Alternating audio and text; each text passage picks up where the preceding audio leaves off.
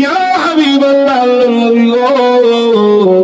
আমার কাপড় তো ভিজে গেছে আর রক্ত চোষণ করে না গো আল্লাহর নবী, এখন কি করব?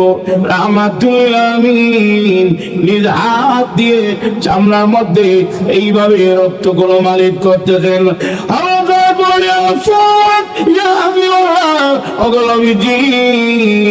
যেই রক্ত শরীর থেকে বের হয়ে যায় মালিশ করলে ওই রক্ত ভিতরে প্রবেশ করে না, তাহলে কেন আপনি মালিশ করেন? আল্লাহ নবী ডাক দিয়ে বলেন, যায়েদ রে, আমিও জানি যেই রক্ত শরীর থেকে বের হয়ে যায় ওই রক্ত মালিশ করলে আর ভিতরে প্রবেশ করে না, কিন্তু কেন মালিশ করে জানোস নি? যায়েদ রে, আমার রক্তে বলে দাম।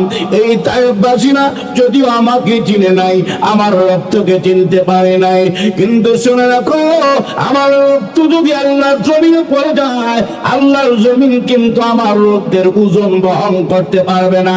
জমিন সাথে সাথে ভূমিকম্প হয়ে যাবে, তায়েফবাসীরা ধ্বংস হয়ে যাবে। তাদেরকে ধ্বংস থেকে বাঁচানোর জন্য এই জন্য রক্তগুলো মালিশ করতেছি। এরপর নবীজির শরীর বেয়ে বেয়ে চামড়ার জুতার কাছে একটা রক্তের পিণ্ড জমিনের দিকে আসতেছে, জুতার মধ্যে এইভাবে নাড়াচাড়া করতেছে।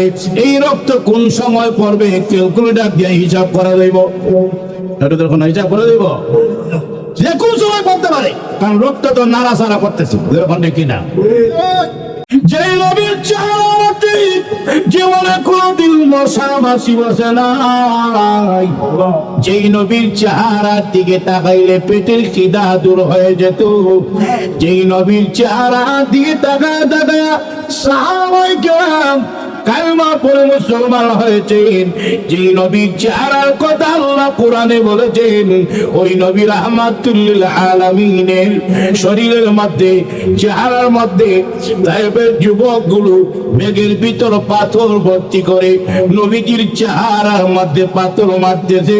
নবীজির নোরানি চেহারা রক্তে লাল হয়ে গেছে। নাউযুবিল্লাহ।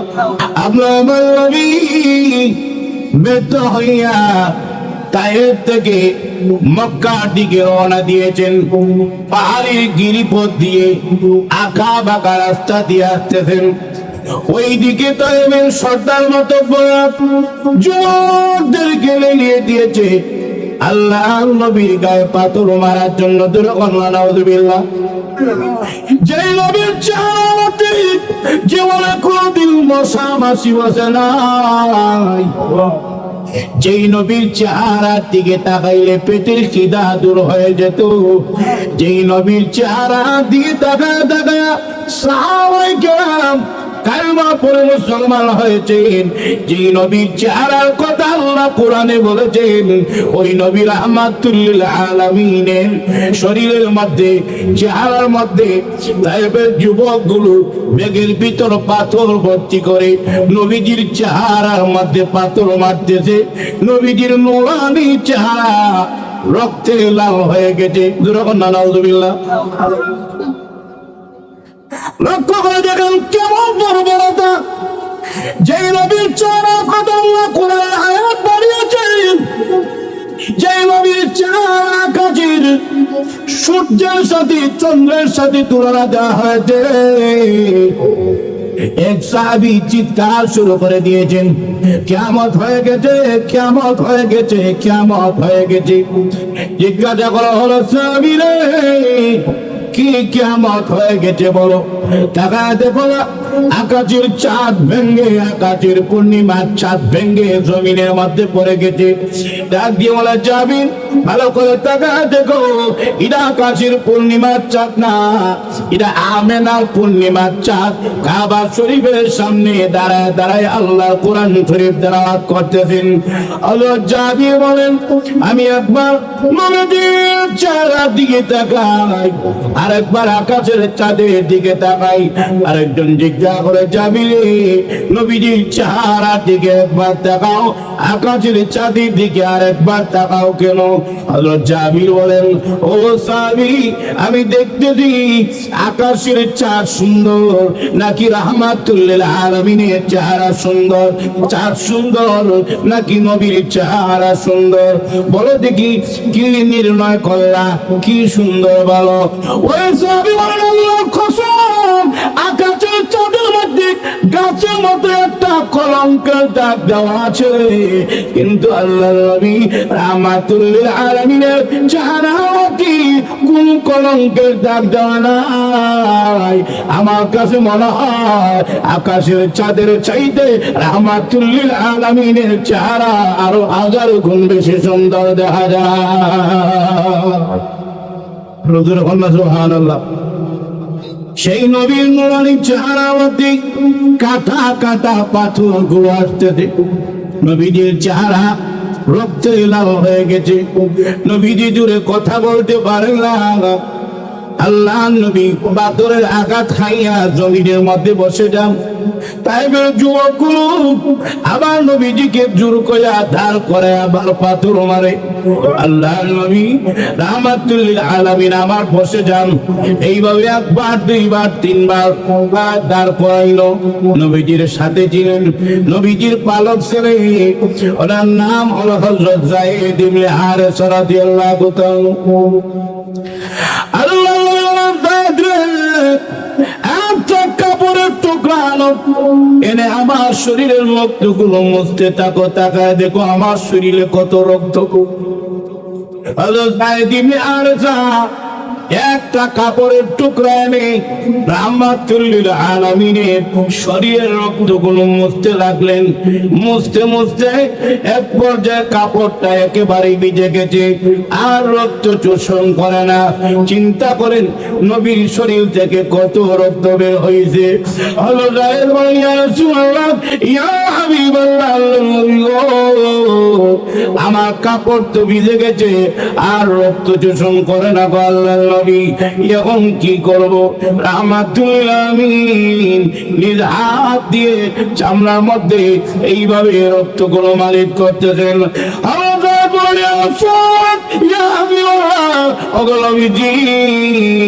যেই রক্ত শরীর থেকে বের হয়ে যায়, মালিশ করলে ওই রক্ত ভিতরে প্রবেশ করে না, তাহলে কেন আপনি মালিশ করেন? আল্লাহ নবী ডাক দিয়ে বলেন, যায়েদ রে, আমিও জানি যেই রক্ত শরীর থেকে বের হয়ে যায় ওই রক্ত মালিশ করলে আর ভিতরে প্রবেশ করে না, কিন্তু কেন মালিশ করে জানোস নি? যায়েদ রে, আমার রক্তে বড় দাম। এই তায়েফবাসীরা যদিও আমাকে চিনে নাই, আমার রক্তকে চিনতে পারে নাই, কিন্তু শুনে রাখো, আমার রক্ত যদি আল্লাহর জমিনে পড়ে যায়, আল্লাহর জমিন কিন্তু আমার রক্তের ওজন বহন করতে পারবে না। জমিন সাথে সাথে ভূমিকম্প হয়ে যাবে, তায়েফবাসীরা ধ্বংস হয়ে যাবে। তাদেরকে ধ্বংস থেকে বাঁচানোর জন্য এই জন্য রক্তগুলো মালিশ করতেছি। এরপর নবীজির শরীর বেয়ে বেয়ে চামড়ার জুতার কাছে একটা রক্তের পিণ্ড জমিনের দিকে আসতেছে, জুতার মধ্যে এইভাবে নাড়াচাড়া করতেছে। এই রক্ত কোন সময় পড়বে ক্যালকুলেটর দিয়ে হিসাব করে দেব, এটা তখন হিসাব করে দেব যে কোন সময় পড়তে পারে, কারণ রক্ত তো নাড়াচাড়া করতেছে কিনা। রসুল ডাকতেছে না, কিন্তু ডাকছে কে? আল্লাহ ডাক দিল, জিবরাইল, আমার বন্ধুকে হামলা হচ্ছে, কিন্তু আমি আল্লাহ কোনো কিছু বলি না। আমার বন্ধু রক্তাক্ত, আমি আল্লাহ কোনো কিছু বলি না। এর কারণ জানি কেন? আমি আল্লাহ আমার বন্ধুর সাথে ওয়াদা করে ফেলেছি। ওয়াদাটা হইল, মা কানা আল্লাহু লিয়ুআযিবাহুম ওয়া আতা ফীহিম। আল্লাহ জানাই দিয়েছে, নবীজি, আপনি যতদিন দুনিয়াতে আছেন, আমি আল্লাহ আপনার অনুমতি ছাড়া আপনার উম্মতদেরকে আমি আল্লাহ একসাথে গজব দিয়ে ধ্বংস করে দিব না। কারণ আমার নবী হলেন রাহমাতুল লিল আলামিন, রাহমাতুল লিল আলামিন, আর গজব এক জায়গায় জমা হয় না। আমার পল্লীর রক্ত মুবারক জমিনের দিকে বেয়ে বেয়ে আসতেছে, নাড়াচাড়া করতেছে। আমার বন্ধুর রক্ত মুবারক যদি আমার জমিনের মধ্যে পড়ে যায়, আমি আল্লাহ সহ্য হবে না, তায়েফবাসীদেরকে আমি আল্লাহ গজব দিয়ে ধ্বংস করে দিব। এই জন্য জিবরাইল যাও তাড়াতাড়ি আমার বন্ধুর রক্ত মুবারক জমিনে পড়ার আগে আগে আমার বন্ধুর পায়ের নিচে তোমার নূরের পাখা বিছায়া দাও। জিবরাইল বলেন, তখন আমি সিদরাতুল মুনতাহার মধ্যে বসা। কোথায় সিদরাতুল মুনতাহা আর কোথায় তায়েফের ময়দান? রক্ত তো ঝুলতেছে, ফুটা ঝুলতেছে। কোন সময় হইরা জায়গা সেকেন্ডের ভিতরে পড়তে পারে, এর আগেও পড়তে পারে, এর মধ্যে বলা যায় না। কিন্তু শোনো রাখো, আল্লাহ যখন আমাকে হুকুম দিয়েছেন, আমার একটা দুইটা পাখা না, ৬০০ নূরের পাখা ছেড়ে দিলাম। আমি তায়েফের ময়দানে আসার জন্য সব শক্তি দিয়ে এমন জোরে টান দিয়েছি, কসমের গোড়ায় গোড়ায় গান বের হয়ে গেছে। আমি গিয়ে তায়েফের ময়দানে তাকায় দেখি রক্ত এখনো ঝুলতেছে। রক্ত জমিনে পড়ার আগে আগে আমি রাহমাতুল্লিল আলামিনের পায়ের নিচে আমার নূরের পাখা বিছিয়ে দিয়েছি। আরো যেরকম না, তাহলে বুঝতে পারছেন জিবরাইলের শক্তি কম না বেশি? আরো যেরকম না, সেই জিবরাইল বলেন, মূল জায়গায় যান, মূল জায়গায় মনে রাখেন। সেই জিবরাইল বলেন, ওই ৭০ সালে জিবরাইল বলেন, ইয়া রাসূলুল্লাহ, ইয়া হাবিবাল্লাহ, আল্লাহর নবী গো, আমি জিবরাইল গিয়েছিলাম জান্নাতুল ফেরদাউস ভ্রমণ করার জন্য। সেখানে একটা মাঠ পাইলাম, মনে আছে নি আপনারা? মনে আছে? ওই মাঠে কিনার থেকে নিয়ে আরেক কিনারে যাওয়ার জন্য আমার একটা দুইটা পাকা না, ৬০০ নূরের পাকা টান দিলাম। আল্লাহর নবী গো, ১ ঘন্টা ২ ঘন্টা নয়, ১ দিন ২ দিন নয়, ১ সপ্তাহ ২ সপ্তাহ নয়, ১ মাস ২ মাস নয়, ১ বছর ২ বছর নয়, আমি ৭০ বছর পর্যন্ত ওই মাঠের মধ্যে আমার পাখা পুরো টানতে লাগলাম। কিন্তু আমি ৭০ বছরের ভিতরে ওই জান্নাতুল ফেরদাউসের মাঠের কোনো কুল কিনারাও পাইলাম না। আল্লাহু সুবহানাল্লাহ। বলুন তো দেখি, জান্নাতুল ফেরদাউসের মাঠটা ছোট না বড়? এরকম না। জিবরাইল কয় শত বছর পর্যন্ত ঘুরছেন? ৭০ বছর পর্যন্ত ঘুইরা ওই জান্নাতুল ফেরদাউসের মাঠের কোনো কুল কিনারা পাইলেন না। তাহলে বোঝা যায় মাঠটা অনেক বড়। জান্নাতুল ফেরদাউসের মাঠটা যদি এত বড় হয়, জান্নাতুল ফেরদাউস তো এই মাঠ থেকে আরো ছোট। এরকম না, অনেক বড়। যখন অনেক অনেক বড় সেই জান্নাতুল ফেরদাউসের ইউনূস আলাইহিস সালাতু ওয়াস সালাম মাছের পেটের ভিতরে যাওয়ার পরে কেউ তার সাথে নাই। হঠাৎ তারা দেখেন গুনগুন সুরে আওয়াজ আসছে, ঠিক গুনগুন সুরে আওয়াজ শোনা যায়। সবাই আমার সাথে আওয়াজ দিবেন, আল্লাহ। জোরে বলেন আল্লাহ, জোরে বলেন আল্লাহ, আল্লাহ, আল্লাহ, আল্লাহ, আল্লাহ। এই অনেক গুনগুন সুরে আওয়াজ শুনতেছেন, কিন্তু পরিষ্কার ভাবে বোঝা যায় না কিসের আওয়াজ শোনা যায়। জিবরাইল আলাইহিস সালাম মাছের পেটের ভিতরে আসলেন। আসার পরে জিজ্ঞাসা করতেছেন, ও জিবরাইল, মাছের পেটের ভিতরে গুনগুন সুরে কিসের আওয়াজ শোনা যায়? জিবরাইল বলেন, ওগো আল্লাহর পয়গম্বর ইউনূস, পানির নিচে যতগুলো পাথর আছে, যতগুলো কাঙ্কর আছে, সবগুলো আল্লাহর নামে জিকির করে। ওই জিকিরের আওয়াজ মহান আল্লাহ আপনার কান পর্যন্ত পৌঁছে দিয়েছে। ইউনূস আলাইহিস সালাতু ওয়াস সালাম ওই মাছের পেটের ভিতরে, দুইটা মাছের পেটের ভিতরে গেলেন, আর প্রথম সমুদ্রের নিচে গেলেন। সমুদ্রের নিচে যাওয়ার পরে তখন তিনি আল্লাহর কাছে দোয়া শুরু করে দিলেন, প্রভু গো, তুমি ছাড়া আমার কেউ সাহায্যকারী নাই। আল্লাহ তুমি আমারে বাঁচাও, তুমি হেফাজত করি, আল্লাহ তুমি আমারে বাঁচাও। আল্লাহ রাব্বুল আলামিন ইউনূস আলাইহিস সালাতু ওয়াস সালাম কি ওই মাছের পেটের ভিতর থেকে, সমুদ্রের নিচ থেকে ৪০ দিন পরে সুস্থভাবে মহান আল্লাহ তাআলা যেমনি ভাবে ইউনূস নবীকে আল্লাহ তাআলা জমিনে এনেছেন। আল্লাহ বলেন, মুমিনারা রে, ওয়া কাযালিকা নুনজিল মুমিনিন, তোমরাও যদি এরকম কোন বিপদের মধ্যে পড়ো, আমি আল্লাহ ইউনূস নবীর মতো তোমাদেরকেও সাহায্য করব। সুবহানাল্লাহ। তাহলে মুমিনের সাহায্যকারী কে? আর যখন না মুমিনের সাহায্যকারী কে? এই জন্য মুমিন সবল হয়ে গেছি। এর কারণ কি? মুমিনকে আমি আল্লাহ সাহায্য করি, মুমিনকে আমি আল্লাহ সাহায্য করি। মুমিন যেখানেই থাকুক না কেন মুমিনের সাহায্যকারী আল্লাহ হন। তাহলে আল্লাহর ঘোষণা হলো কদ আফলাহাল মুমিনুন, মুমিনগণ সফল হয়ে গেছে। এবার বুঝুন সফলতা কাকে বলে। আমি আপনাদের কাছে জানতে চাই, আপনি আর আমি যদি কয়েকটা বিল্ডিং এর মালিক হয়ে যাই তাহলে কি জীবন সফল? না জীবন সফল? আপনি মারা যাবেন কিন্তু বিল্ডিং এর জায়গা বিল্ডিং হয়ে থাকবে, এরকম দেখি না। আপনি যদি কয়েকটা গাড়ির মালিক হয়ে যাও, গাড়ি জায়গায় গাড়ি থাকবে কিন্তু আপনি কবরে চলে যাবেন। আপনি যদি জায়গার মালিক হয়ে যান, জায়গার জায়গায় জমির জায়গায় জমি থাকবে কিন্তু আপনি থাকবেন না, তাহলে বোঝা যায় এগুলো কোনো সফলতা নয়। সফলতা কি? মুফাসসিরিনে কেরামগণ বলেন সফল হওয়ার জন্য তিনটা শর্ত দিয়েছেন। দূরে বলেন কয়টা শর্ত? আর না কয়টা শর্ত? প্রথম নম্বর, তার জীবন সফল যার জীবনের মধ্যে কোনো চিন্তা নাই। চিন্তা যদি তাকে সফল হয় না, চিন্তা আছে মাথার চুল ভাইতে গেছে, তাহলে বোঝা যায় চিন্তা থাকলে জীবন সফল হয় না। দুই নম্বর হলো তার জীবন সফল যার জীবনে কোনো ভয় নাই। পৃথিবীর এমন কোনো মানুষ নাই যার জীবনে কোনো না কোনো ভয় নাই। প্রত্যেকটা মানুষের জীবনের মধ্যে চিন্তাও আছে, ভয়ও আছে। তাহলে সফল হওয়ার জন্য দুইটা শর্তই পাওয়া গেল না। তিন নম্বর শর্ত হলো দুনিয়াতে যদি সফল হতে হয় মনে যা চায় তা হইতে হবে। আপনি মনে যা চান তা হন না, তাহলে মনের আশাও পূরণ হয় না। তাহলে জীবন সফল হইল কেমনে? মনে কি চায়? বেশিরভাগ মানুষের মনের চাহিদা হলো তিনটা। প্রথম নম্বর হলো বুড়া হইতে চায় না। হুজুর বুঝলেন কেন বুড়া হইতে চায় না? তাহলে বুড়া হইতে চায় না দিকে দাড়ি রাখে না, নইলে এরকম করতে লাগিয়া দেখবেন গিয়ে সেলুনের কাছে গিয়ে একেবারে ফিনিশ দিয়ে আয়নার সামনে দাঁড়ায় থাকে, বয়স হয়ে গেছে 40।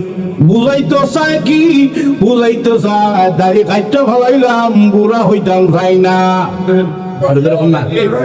তো দাড়ি রাখলে কি এটার ওজন কি 2 কেজি মন? 2 কেজি নাকি 2 মন? অথবা দাঁড়িয়ে রাখলে কি নারী বটন তো রাখছই নাকি? মিলেই দাও না।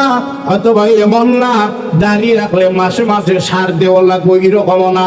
দাঁড়িয়ে রাখে না কেন? বুঝাইতে চায় বুড়া হইতে চাই না। আল্লাহর কসম বুড়া হইতে না চাইলেও বুড়া কি থেকে আটকায় রাখা যায় না। তাহলে মনে প্রথম আশা ছিল বুড়া হতে চাই না, বুড়া হয়ে যা। মনে আশা বুড়া হয়েছে না। 2 নম্বর হলো মনের আশা হলো মরতে চাই না। বলুন তো দেখি, না চাইলে কি মারা যায় না? আর দেখো না যাই কি যাই না। তাহলে 2 নম্বর মনের আশাও পূরণ হলো না। 3 নম্বর মনের আশা হলো পুরুষের মনের আশা হইলো বেশি বেশি বিয়া করা। আর যখন দেখি না মনটা চাই যে এই বউটা ফালাইয়া আরেকটা নি করতে পারি, কিন্তু একটা জ্বালাই বাসে না, এই জন্য আরেকটা করে না। কিন্তু মনে মনে আশা আছে। দেখবেন 80 বছরের বুড়ারে যদি ডাক দিয়ে বলা হয়, 80 বছরের বুড়ারে যদি বলা হয় যে দাদা আপনারে বিয়ে করায় দেই, দাদা তো মারবার কথা, দাদা কিন্তু রাগ করে না। দাদা কাছে নিয়ে বলে না তিরে তুই আমার কাছে আয়, সময় থাকলে তো বিয়ে করতে হবে, এখন তো সময় নাই। তাহলে বুঝা যায় সময় থাকলে ঠিক আর একটা করতো। আপনাদের ওখান কিনা? তাহলে মাসে মাসে বিয়া করা, বেশি বেশি বিয়া করা, এই আশা পূরণ হয় না। কোন আশাই পূরণ হলো না। প্রথম আশা ছিল আমি আর আপনি বুড়া হতে চাই না, কিন্তু দুনিয়াতে বুড়া হয়ে যায়। 2 নম্বর আশা ছিল মরতে চাই না, দুনিয়াতে মারা যায়। 3 নম্বর আশা ছিল বেশি বেশি বিয়া করা, এটাও করা যায় না। কোন আশাই পূরণ হবে না। আল্লাহ বলেন না তাশতাহি আনফুসুকুম ওয়া লাকুম ফিহা মা তাদউন। আল্লাহ বলে ও মুমিন আমি আল্লাহ তোমাদের মনের সমস্ত চাহিদা জান্নাতের ভিতরে পূরণ করব। জান্নাতের ভিতরে বুড়াকে নেওয়া হবে না, কারণ জান্নাতের ভিতরে বুড়াকে যখন নেওয়া হবে 80 বছরের বুড়াকে 33 বছরের যুবক বানানো হবে, আর 70 বছরের বুড়িরে জান্নাতে নেওয়ার সময় 16 বছরের যুবতী বানানো হবে। তাহলে জান্নাতের ভিতরে বুড়া বুড়ি নাই। 2 নম্বর হলো মরতে চাই না, দুনিয়াতে মারা যায়। আল্লাহ নবী রাহমাতুল্লিল আলামিন বলেন জান্নাতের ভিতরে মরণ নাই, মরণটাকে আল্লাহ তাআলা দুম্বার আকারে জবাই করবেন, আর ঘোষণা দেওয়া হবে জান্নাতীরা আরামের ঘুমাইতে থাকো, জান্নাতের ভিতরে আর মরণ আসবে না। 3 নম্বর মনে আছে ছিল বেশি বেশি করে বিয়ে করা। আল্লাহ রাসূল বলেন নিম্ন স্তরের জান্নাতীকে মহান আল্লাহ তাআলা সর্বপ্রথম 70 জন বউ দিয়ে বলবেন আপাতত দিলাম, আরো লাগলে আমি আল্লাহ রুচি ভাল্লায় বউ দিব। সুবহানাল্লাহ। তাহলে মনের 3টা আশা কি দুনিয়াতে পূরণ হইল নাকি জান্নাতে? আপনি দেখুন না কোন জায়গায় পূরণ হয়েছে। এই জন্য আল্লাহ রাব্বুল আলামিন কোরআনে জানায় দিয়েছেন ফামাউ যুহজিহা আনিন নার ওয়া উদখিলাল জান্নাতা ফাকাদ ফাজ। আল্লাহ বলেন মানুষের জীবন তখনই সফল হবে যখন মানুষ জাহান্নামের আগুন থেকে মুক্তি হয়ে যাইব আর জান্নাতি জিন্দেগি লাভ করতে পারবে, তখনই মানুষের জীবন সফল হবে। আমি আপনাদের কাছে জানতে চাই ওই জান্নাত কি আল্লাহ কাফেরের জন্য রাখছেন নাকি মুমিনের জন্য? আপনাদের ওখানে কার জন্য রাখছেন? কোনো কাফেরকে আল্লাহ জান্নাত দিব? নবীর বাবা হলো কাফের হইলে জান্নাত নাই, নবীর চাচা যদি হয় কাফের হয় জান্নাত নাই, নবীর স্ত্রী যদি হয় কাফের হয় জান্নাত নাই, এমনকি নবীর আদরে যদি হয় কিন্তু জান্নাত নাই। কেন? ঈমান নাই। ঈমান না থাকলে জান্নাত নাই। আল্লাহ জান্নাত তৈরি করেছেন মুমিনের জন্য, এই জন্য মুমিনের জীবন জান্নাতে গেলে সফল হয়। তাই আল্লাহ বলেন মুমিনরা জান্নাতি হওয়ার কারণে কাদ আফলাহাল মুমিনুন, মুমিনগণ সফল হয়ে গেছে। যাওয়ার ইচ্ছা আমাদের আছে কিনা? নাই। গুণ লাগবে কয়টা? গুণ লাগবে 7টা। কয় গুণ লাগবে? আপনাদের এখন না কয় গুণ লাগবে? আল্লাহ বলেন 7 গুণের বর্ণনা দেওয়া গেল। কাদ আফলাহাল মুমিনুন, আল্লাহ বলেন কাদ নিশ্চয় আফলাহা সফল হয়ে গেছে, আল মুমিনুন মুমিনগণ সফল হয়ে গেছে। আল্লাহর ঘোষণা হলো নিশ্চয় মুমিনগণ সফল হয়ে গেছে। আর আমরা দেখতেছি প্রতিটি রাষ্ট্রের মধ্যে মুমিনের মার খাচ্ছে। এখন দেখি না কাশ্মীরে মুমিনেরা নির্যাতিত, ভারতে মুমিনেরা নির্যাতিত, ফিলিস্তিনে মুমিনেরা নির্যাতিত, আর আল্লাহ বলতেছেন মুমিনগণ সফল হয়ে গেছে। আল্লাহর কথা আর বাস্তবতা মিলে না। একদিকে মুমিনরা মায়ের খায়, অন্যদিকে আল্লাহর ঘোষণা মুমিনরা কি হয়ে গেছে? মুমিনরা সফল হয়ে গেছে। আল্লাহর ঘোষণাই সত্য, মুমিনরা মায়ের খাইলেও সফল। এখন দেখি না অনেক সময় মায়ের খাইলেও সফল হয়। যেমন লক্ষ্য করে দেখেন, এই যে আলেম হইলাম, মাথার মধ্যে টুপি, সাথে ভাকরি আসেনি, নাই, গায়ের মধ্যে পাঞ্জাবি, এই যে আলেম হইলাম, শুধু আলেমই হই, বলুন তো দেখি মায়ের না খাই হয়ে গেছি কে? মায়ের খাওয়া লাগবে না? কত মায়ের খাইলাম, একেবারে চাষায় মারলো, এই ভাইয়েরা মারলো, বোনেরা মারলো, মায় মারলো, আব্বাই মারলো, এলাকাবাসী মারলো, মায়ের কোনো অভাব নাই। আর উস্তাদে তো মারবই, না উস্তাদে তো মারবো, মারলে সমস্যা নাই। মায়ের খায় যদি আপনার সন্তান আলেম হয়, মায়ের খাইলে সমস্যা কি? না মায়ের খায় যদি আপনার ছেলে মুফতি হয়, সমস্যা কি? মায়ের খায় যদি আপনার ছেলে হাফেজ হয়, সমস্যা কি? আমার ভাই মায়ের খায়, এরপর আমার সন্তান আলেম হয়।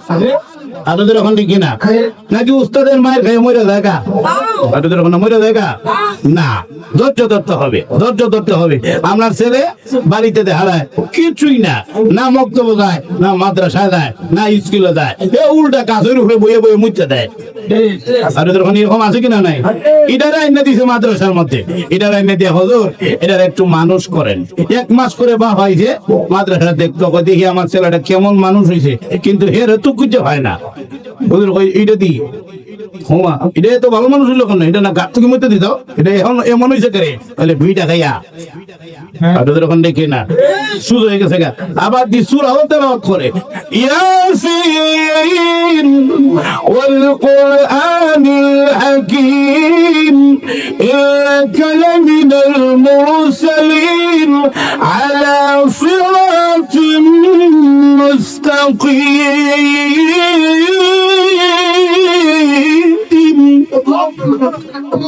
তখন অন্তর শান্তি হয়ে যায়। আর ওদের ওখান দেখে না। আর এখন অবস্থা খারাপ, ধৈর্য নাই, ছাত্রেরও ধৈর্য নাই, গার্জিয়ানেরও ধৈর্য নাই, মারলেই হুজুরের বিরুদ্ধে লেগে দেখা। আর ওদের ওখান দেখে না, ওমা মারছে বাচ্চারে, বাবা এ কান্দে, তো তুমি কান্দ করলে কে? এই ছেলে যদি মায়ের খায় আরাম হয়, শত শত মানুষের ইমামতি করবে, এমনকি তুমি বাবা পিছনে তাইকা তাইকা সন্তানের পিছনে নামাজ পড়বা, দেখবা যে তোমার সন্তান কতজনের নামাজ পড়ায়। এটাই তো তোমার জীবনের সবচাইতে বড় সফলতা, তোমার সন্তান যে তুমি ইমাম দেখে গেছো। ওখান থেকে কিনা হাজার মাই খাক সন্তান, তুমি যদি তোমার সন্তানকে আলেম মানে যদি বক্তা বানাইতে পারো, হাজার হাজার মানুষ তোমার সন্তানের কথা শুনবে, মায়ের খাইলে কি সমস্যা? কিন্তু এখন সমস্যা হইবে কি জানেন? একটা কথা মনে রাখবেন, ছাত্র বেয়াদব হইলে মানুষ করা যায়, উস্তাদে মানুষ করতে পারে, কিন্তু গার্জিয়ান যদি বেয়াদব হয়, এই বাচ্চার মানুষ হওয়ার আশা করা যায় না। কিনা এই গিয়ে আবার আব্বা বলে কি তুরে তো খালি আমারই দেখছে আর কেউ দেখে না। বা কি করছে, আমি কি বেতন দেই না? পরে মারে কেন গিয়া এই যে একটা গুতা দিছেন সন্তান গিয়ে এই গুতা খাইয়া খালো হয়ে গেছে গা। জীবন ধ্বংস হয়ে যায়। না না, উস্তাদের বেত্রাঘাত ছাত্রের জন্য রহমত। ছাত্রকে যদি উস্তাদ মারে, এই ছাত্র তো মরবে না। ছাত্র যদি ধৈর্য ধরে, গার্জিয়ান যদি ধৈর্য ধরে, যেই সন্তান রাস্তাঘাটে চলাফেরার কথা, যেই সন্তান মোবাইল নিয়ে চলাফেরার কথা, যেই সন্তান টিকটক করার কথা, আপনি ধৈর্য ধরলে আল্লাহ আপনার সন্তানকে হাফেজে কোরআন হিসাবেও কবুল করতে পারেন। কিনা বলুন তো দেখি, তাহলে মারলেও সফল হয় কি হয় না?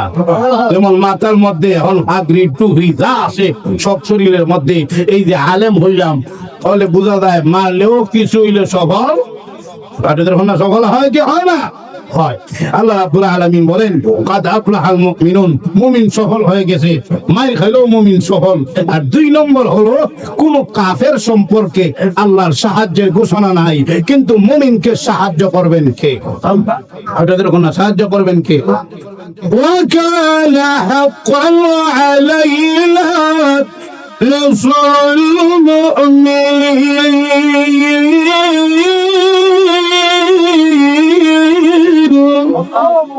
মুমিনকে সাহায্য করা আল্লাহর জন্য ওয়াজিব হয়ে যায়।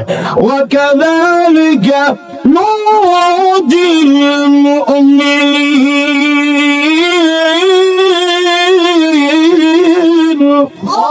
আল্লাহ বলেন এমনি ভাবে আমি আল্লাহ মুমিনদেরকে সাহায্য করব। এমনি ভাবে বললেই প্রশ্ন আসে, কেমনি ভাবে? বলে ইউনূস আলাইহিস সালাতু ওয়াস সালাম মাছের পেটের ভিতরে গেছিলেন, খবর আছে না আপনারা? সবাই জানেন না? আল্লাহু আকবার। মাছের পেটের ভিতরে গেছেন, এই মাছটারে আরেকটা মাছ খাইয়া লইলো, এটা ঢুকাই লইলো পেটের ভিতরে। এক তো হানির নিচে গেছেন, 2টা মাছের পেটের ভিতরে গেছেন। তাহলে চিন্তা করেন কতটা মানে এই জায়গার কত একটা অনিরাপদ জায়গার মধ্যে গেছেন। আল্লাহ দাঁড়ায় দিয়েছেন, মা খাইবার লাগে কিন্তু দিছি না, রেস্ট হাউস বানাই দিলাম। সুবহানাল্লাহ। ইউনূস আলাইহিস সালাতু ওয়াস সালাম মাছের পেটের ভিতরে যাওয়ার পরে কেউ তার সাথে নাই। হঠাৎ তাকায় দেখেন গুনগুন সুরে আওয়াজ আসছে, যে গুনগুন সুরে আওয়াজ শোনা যায়। সবাই আমার সাথে আওয়াজ দিবেন আল্লাহ। জোরে বলেন আল্লাহ, জোরে বলেন আল্লাহ, আল্লাহ, আল্লাহ, আল্লাহ, আল্লাহ। এই কিন্তু পরিষ্কার ভাবে বোঝা যায় না কিসের আওয়াজ শোনা যায়। জিবরাইল আলাইহিস সালাম মাছের পেটের ভিতরে আসলেন। আসার পরে জিজ্ঞাসা করতেছেন, ও জিবরাইল, মাছের পেটের ভিতরে গুল গুল চোখ কিসের শোনা যায়? জিবরাইল বলেন, ওগো আল্লাহর পয়গম্বর ইউনূস, পানির নিচে যতগুলো পাথর আছে, যতগুলো কাঙ্কর আছে, সবগুলো আল্লাহর নামে জিকির করে। ওই জিকিরের আওয়াজ মহান আল্লাহ আপনার কান পর্যন্ত পৌঁছে দিয়েছে। ইউনূস আলাইহিস সালাতু ওয়াস সালাম ওই মাছের পেটের ভিতরে, দুইটা মাছের পেটের ভিতরে গেলেন, আর প্রথম সমুদ্রের নিচে গেলেন। সমুদ্রের নিচে যাওয়ার পরে তখন তিনি আল্লাহর কাছে দোয়া শুরু করে দিলেন, প্রভু গো, তুমি ছাড়া আমার কেউ সাহায্যকারী নাই। আল্লাহ তুমি আমারে বাঁচাও, তুমি হেফাজত করি, আল্লাহ তুমি আমারে বাঁচাও। আল্লাহ রাব্বুল আলামিন ইউনূস আলাইহিস সালাতু ওয়াস সালাম কি ওই মাছের পেটের ভিতর থেকে, সমুদ্রের নিচ থেকে 40 দিন পরে সুস্থভাবে মহান আল্লাহ তাআলা যেমনি ভাবে ইউনূস নবীকে আল্লাহ তাআলা জমিনে এনেছেন। আল্লাহ বলেন, মুমিনারা রে, ওয়া কাযালিকা নুনজিল মুমিনিন, তোমরাও যদি এরকম কোন বিপদের মধ্যে পড়ো, আমি আল্লাহ ইউনূস নবীর মতো তোমাদেরকেও সাহায্য করব। সুবহানাল্লাহ। তাহলে মুমিনের সাহায্যকারী কে? আপনাদের এখন না, মুমিনের সাহায্যকারী কে? এই জন্য মুমিন সবল হয়ে গেছি। এর কারণ কি? মুমিনকে আমি আল্লাহ সাহায্য করি, মুমিনকে আমি আল্লাহ সাহায্য করি। মুমিন যেখানেই থাকুক না কেন, মুমিনের সাহায্যকারী আল্লাহ হন। তাহলে আল্লাহ ঘোষণা হলো, কদ আফলাহাল মুমিনুন, মুমিনগণ সফল হয়ে গেছে। এবার বুঝুন সফলতা কাকে বলে। আমি আপনাদের কাছে জানতে চাই, আপনি আর আমি যদি কয়েকটা বিল্ডিং এর মালিক হয়ে যাই, তাহলে কি জীবন সফল? যখন জীবন সফল, আপনি মারা যাবেন কিন্তু বিল্ডিং এর জায়গা বিল্ডিং হয়ে থাকবে, এরকম ঠিক কিনা? আপনি যদি কয়েকটা গাড়ির মালিক হয়ে যাও, গাড়ির জায়গায় গাড়ি থাকবে কিন্তু আপনি কবরে চলে যাবেন। আপনি যদি জায়গার মালিক হয়ে যান, জায়গার জায়গায় জমির জায়গায় জমি থাকবে কিন্তু আপনি থাকবেন না, তাহলে বোঝা যায় এগুলো কোনো সফলতা নয়। সফলতা কি? মুফাসসিরিনে কেরামগণ বলেন, সফল হওয়ার জন্য 3টা শর্ত দিয়েছেন। দূরে বলেন কয়টা শর্ত? আপনাদের না কয়টা শর্ত? প্রথম নম্বর, তার জীবন সফল, যার জীবনের মধ্যে কোনো চিন্তা নাই। চিন্তা যদি তাকে সফল হয় না, চিন্তা আছে মাথার চুল হয়ে গেছে, তাহলে বোঝা যায় চিন্তা থাকলে জীবন সফল হয় না। 2 নম্বর হলো তার জীবন সফল, যার জীবনে কোনো ভয় নাই। পৃথিবীর এমন কোনো মানুষ নাই যার জীবনে কোনো না কোনো ভয় নাই। প্রত্যেকটা মানুষের জীবনের মধ্যে চিন্তাও আছে, ভয়ও আছে। তাহলে সফল হওয়ার জন্য 2টা শর্তই পাওয়া গেল না। 3 নম্বর শর্ত হলো, দুনিয়াতে যদি সফল হতে হয়, মনে যা চায় তা হইতে হবে। আপনি মনে যা চান তা হন না, তাহলে মনের আশাও পূরণ হয় না। তাহলে জীবন সফল হইল কেমনে? মনে কি চায়? বেশিরভাগ মানুষের মনের চাহিদা হলো 3টা। প্রথম নম্বর হলো বুড়া হইতে চায় না। না হুজুর বুঝলেন কেমনে বুড়া হইতে চায় না? বুড়া হইতে চায় না দিকে দাড়ি রাখে না, নাইলে এরকম করতে লাগিয়া দেখবেন গিয়ে সেলুনের কাছে গিয়ে একেবারে ফিনিশ দিয়ে আয়নার সামনে দাঁড়ায় থাকে, বয়স হয়ে গেছে 40। বুঝাইতে চায় কি? বুঝাইতে চায় দাড়ি কাটতে ভালাইলাম, বুড়া হইতাম চাই না। তো দাড়ি রাখলে কি এটার ওজন কি 2 কেজি মন? 2 কেজি নাকি 2 মন? অথবা দাড়ি রাখলে কি নাভি পর্যন্ত রাখতে বলে কি মিলেইটাও না। অথবা এমন না দাড়ি রাখলে মাসে মাসে সার দেওয়া লাগবে, এরকম না। দাড়ি রাখে না কেন? বুঝাইতে চায় বুড়া হইতে চাই না। আল্লাহর কসম, বুড়া হইতে না চাইলেও বুড়া কি থেকে আটকায় রাখা যায় না। এখন দেখি না, তাহলে মনের প্রথম আশা ছিল বুড়া হতে চাই না, বুড়া হয়ে যান। মনে আশা বুড়া হয়েছে, না পূরণ হয়েছে না। 2 নম্বর হলো মনের আশা হলো মরতে চাই না। বলুন তো দেখি, না চাইলে কি মারা যায় না? আর যখন না যাই কি যাই না, তাহলে 2 নম্বর মনের আশাও পূরণ হলো না। 3 নম্বর মনের আশা হলো, পুরুষের মনের আশা হইলো বেশি বেশি বিয়া করা। আর যখন দেখি না মনটা চায় যে এই বউটা ফালাইয়া আরেকটা নি করতে পারি, কিন্তু একটা জ্বালাই বাসে না, এই জন্য আরেকটা করে না। কিন্তু মনে মনে আশা আছে, দেখবেন 80 বছরের বুড়ারে যদি ডাক দিয়ে বলা হয়, 80 বছরের বুড়ারে যদি বলা হয় যে দাদা আপনারে বিয়া করায় দেই, দাদা তো মারবার কথা, দাদা কিন্তু রাগ করে না।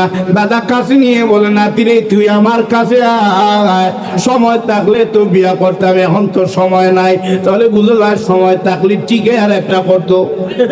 আর যখন দেখি না, তাহলে মাসে মাসে বিয়া করা, বেশি বেশি বিয়া করা, এই আশা পূরণ হয় না, কোনো আশাই পূরণ হলো না। প্রথম আশা ছিল আমি আর আপনি বুড়া হতে চাই না, কিন্তু দুনিয়াতে বুড়া হয়ে যায়। 2 নম্বর আশা ছিল মরতে চাই না, দুনিয়াতে মারা যায়। 3 নম্বর আশা ছিল বেশি বেশি বিয়া করা, এটাও হারা যায় না, কোনো আশাই পূরণ হবে না।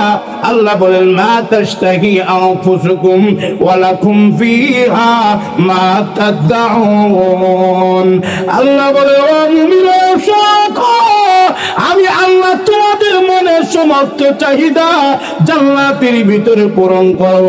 জান্নাতের ভিতরে বুড়াকে নেওয়া হবে না, কারণ জান্নাতের ভিতরে বুড়াকে যখন নেওয়া হবে, 80 বছরের বুড়াকে 33 বছরের যুবক বানানো হবে, আর 70 বছরের বুড়িরে জান্নাতে নেওয়ার সময় 16 বছরের যুবতী বানানো হবে।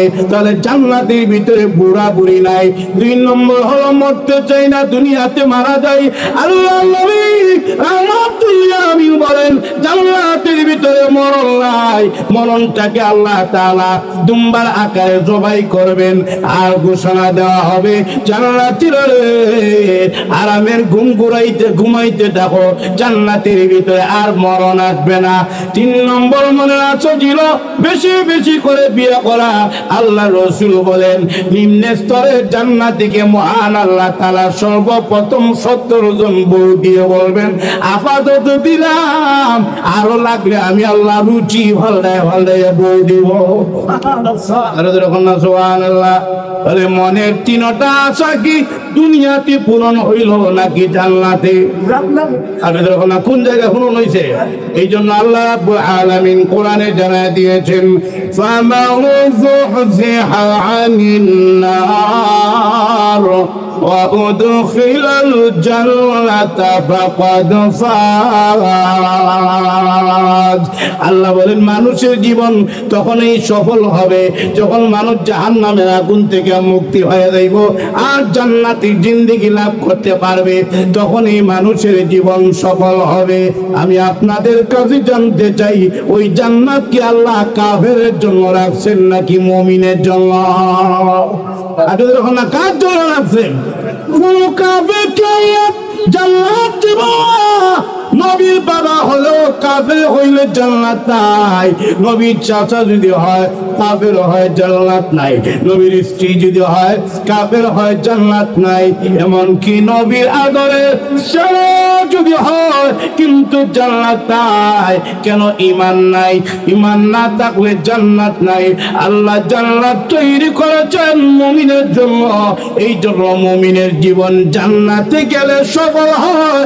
তাই আল্লাহ বলেন মুমিনরা জান্নাতি হওয়ার কারণে কাদ আফলাহাল মুমিনুন, মুমিনগণ সফল হয়ে গেছে। আর যখন সুবহানাল্লাহ, এই পরকালের সফলতার জিন্দেগি যদি পাইতে হয় তাহলে অবশ্যই আমাদেরকে মৃত্যুর পরে জান্নাতি জিন্দেগি লাভ করতে পারলেই তখন আমাদের জীবন সফল হবে। এই জান্নাত মুমিনের জন্য আল্লাহ দিয়েছেন, এই জন্য আল্লাহ বলেন কাদ আফলাহাল মুমিনুন, মুমিনগণ সফল হয়ে গেছে। আল্লাহ তাআলা কোন মুমিনরা সফল হয়েছে? আপনি যে কোনো আমল করেন, আমলের মাধ্যমে ঈমান যদি থাকে, আমলের মাধ্যমে জান্নাত পাইবেন। কিন্তু সব মুমিন কিন্তু জান্নাতুল ফেরদাউস পাবে না। কোন মুমিন জান্নাতুল ফেরদাউস পাবে? আল্লাহ রাব্বুল আলামিন এই বিষয়টা তেলাওয়াতকৃত আয়াতের মধ্যে তুলে ধরেছেন। আল্লাহ বলছেন 7 গুণ যারা অর্জন করবে ওই মুমিনকে আমি আল্লাহ জান্নাতুল ফেরদাউস দিব। 7 গুণ বলতে গেলে আর 3 ঘন্টা বয়ান করা লাগবো। চিন্তা করেন দেখি কয় অক্ত খাওয়ান ভেটে ঢুকুন লাগবো। চিন্তা করছেন বিষয়টা? এই জন্য 7 গুণ বলার সময় নাই, সংক্ষেপে একটা গুণ বলি। আল্লাহ বলেন ওই মুমিনরা জান্নাতুল ফেরদাউসে যাবে। কোন মুমিন? বলে মুমিন। এবার তোমার সাথে তুমি মিলাও যে তুমি জান্নাতুল ফেরদাউসের উপযোগী হইছো কিনা। কোন মুমিন জান্নাতুল ফেরদাউসে যাবে? আল্লাহ রাব্বুল আলামিন বলেন আল্লাযীনা হুম ফী সালাতিহিম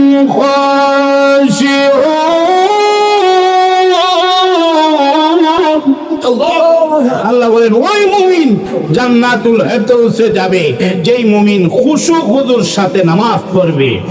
খাশিউন আই খাইফুন, আল্লাহর ভয় নিয়ে যে নামাজ পড়বে। সাকিনুন, যেই ব্যক্তি নাকি ধীরস্থিরে নামাজ পড়বে। আমাদের অনেক মানুষ আছে নামাজই পড়ে না, এত খুশু খুদুর ধারে কাছেই নাই। আর অনেকে আছে নামাজ পড়ে ঠিক আছে, আল্লাহু আকবার, মুখ বন্ধ, টুটো বন্ধ, চোখ বন্ধ, এ কি নামাজও না মেরাজও? এরকম নামাজে আছে কিনা নাই? আল্লাহু আকবার, ইমাম সাহেব পড়তেছে আলহামদুলিল্লাহি রাব্বিল আলামিন আর-রাহমানির রাহিম মালিকি ইয়াউমিদ্দিন। এইভাবে সূরা কেরাত মিলাইয়া শেষ পর্যায়ে ইমাম সাহেব যখন নাকি কয় আসসালামু আলাইকুম ওয়া রাহমাতুল্লাহ, এ উঠে কয় আমি না এতক্ষণ আসলাম কক্সবাজার, এখন দি মসজিদও। এরকম আছে কিনা নাই? আর অনেক নামাজ এরকম আছে এমন ভাবে নামাজ পড়ে মুখে দেখবেন খাবার খায়, এখানে মাঝখানে কোনো টপিক নাই, দুমদারাক্কা মারতেছে। এও রুকু সেজদার মাঝখানে কোনো টপিক নাই, দুমদারাক্কা রুকু সেজদা করে। আপনাদের ওখান থেকে কিনা এই নামাজ দিয়ে জান্নাতুল ফেরদাউস পাওয়া যাবে না। আমি জানতে চাই আপনার আমার এই পৃথিবী থেকে আমি আর আপনি বিদায় হয়ে যাব, আমার সন্তান সাথে যাবে? আপনাদের ওখানে সাথে যাবে? সম্পদ সাথে যাবে? কিছু টাকা পয়সা কি পকেটে ঢুকাই দেওয়া যাবে কাফনের ভিতরে? বলে না, দেওয়া যাবে না। আপনার বাড়িও সাথে যাবে না, আপনার গাড়িও সাথে যাবে না। কিন্তু রাসূল বলেন কবরে যাওয়ার পরে প্রত্যেকটা মানুষের জন্য কবর 2টা পাট হয়ে যাবে, বিশাল দূরে চলে যাবে। বিশাল দূরে কবরের ফার চলে যাবে কেন? এর অর্থ আপনাকে শাস্তি দিবে না, এরকম না, স্পিডটা বাড়ানোর জন্য দূরে চলে যাবে। রাসূল বলেন প্রত্যেকটা মানুষকে কবরে এমন জুড়ে চাপ দিবে, একটা পাথরে হাড্ডি আর একটা পাথরে হাড্ডির ভিতরে ঢুকে যাবে। যেই মাত্র মুমিন ব্যক্তি কবরে যাবে, কবর যখন 2 পাট যখন সরে যাবে, আসবে ছাপ দেওয়ার জন্য। এমনি ডাইনে একজন, বামে একজন, মাথার কাছে একজন, পায়ের কাছে একজন দাঁড়ায় বলবে চিন্তা করো না, আমরা তোমার সাথে আছি। সুবহানাল্লাহ। আসসালাতু আলা ইয়ামিনিহি والزكاة عن شماله والقرآن عند راسه والصيام عند رجليه। আপনার ডান দিকে নামাজ দাঁড়ায় যাবে, বাম দিকে দাঁড়ায় যাবে আপনার দান সদকা এবং যাকাত।